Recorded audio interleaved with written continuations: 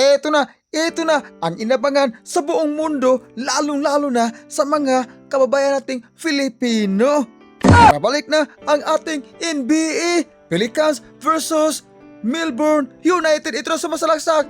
Pelicans, ito na sumasalaksak. Good for two, ang kanyang binitawan nasalaksak. Aray ko. Grabe pala si Sayon. Parang kalabaw humahalimaw sa ilalim.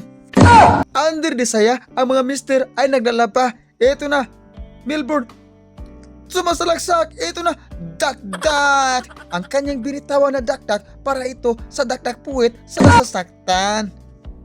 At ito na ang kampo ng Pelicans. Ito na, umaatake sa iri at ito na, dakdak. At ito na, talagang flex pa, parang muscles sa kalabaw. At sa wakas, umaray na, aray ko, ang kampo ng Melbourne United. Hindi nila kaya ang binitawan ng mga long distance relationship sa kampo ng Pelicans.